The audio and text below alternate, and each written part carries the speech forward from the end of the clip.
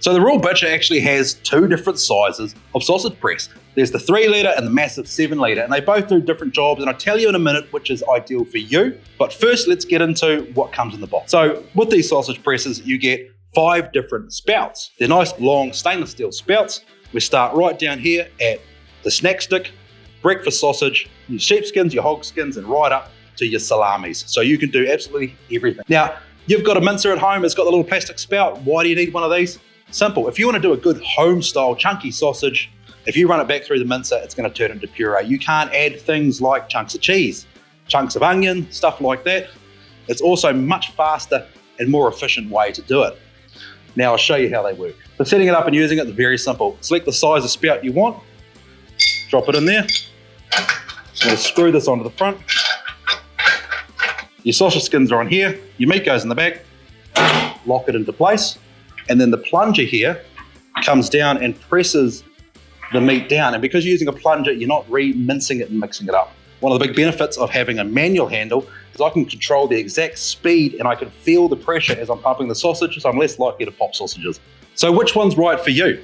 I've actually bought both. I bought the small one to start with thinking that would do me, but I should have bought the bigger one. So now I've actually got both of them.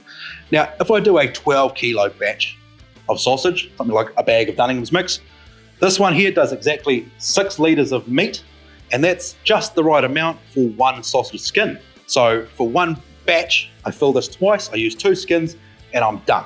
Whereas if I use this one here, it takes 2 kilos of meat, so I have to refill it 6 times, and every time I refill it, I'm reintroducing air into the system, and it slows things down.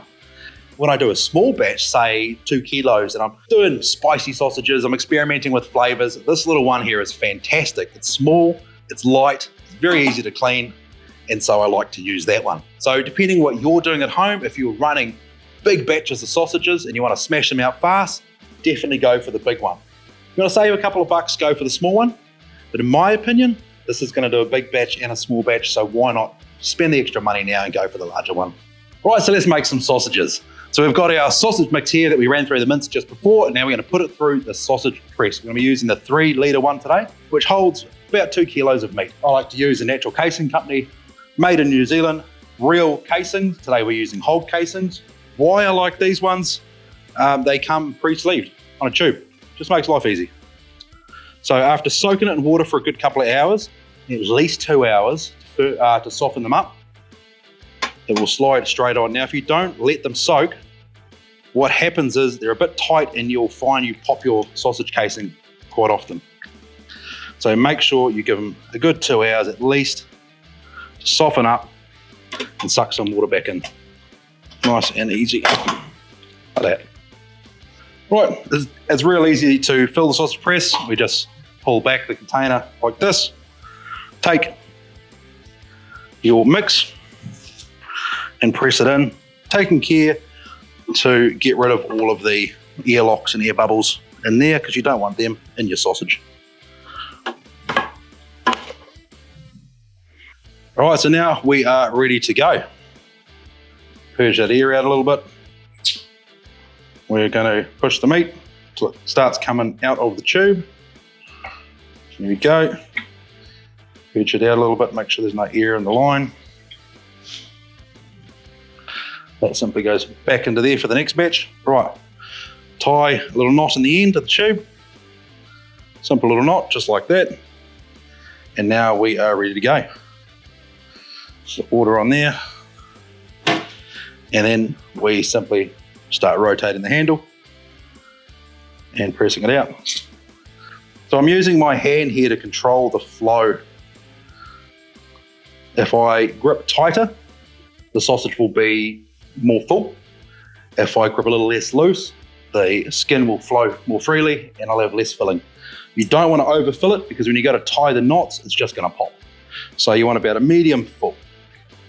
So when you squeeze it, you know you can squash it down quite easily.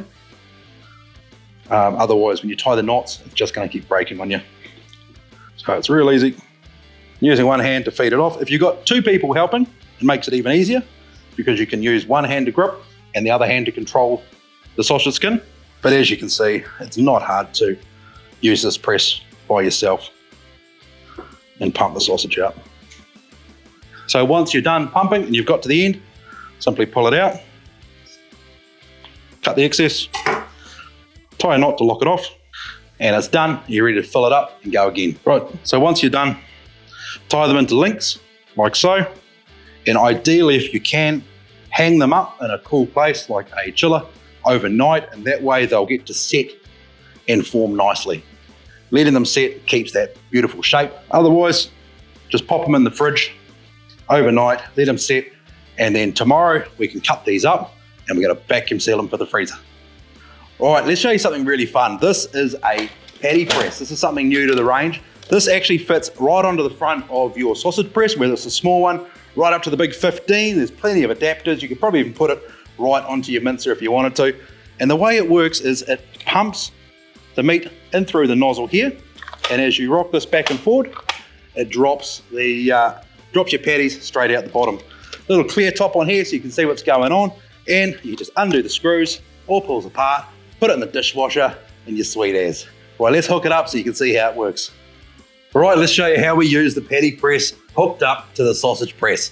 It's a lot of fun actually. We pump the meat into the press. It's got a cool little window here so you can actually watch it coming out. Just like that.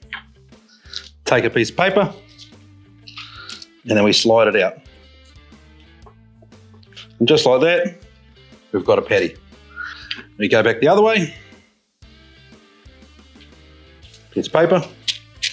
We just push back this direction. Out comes patty, just like that. Keep going. As you can see, it's a real quick way to punch out a whole lot of patties, ready to go into your freezer. So you just keep pumping them out. Nice, simple, fast, clean, and actually a lot of fun. You'll consistently get same size, same shape, and same thickness in your patties. So this patty press is available on the website. It's a perfect accessory for your Real Butcher sausage press.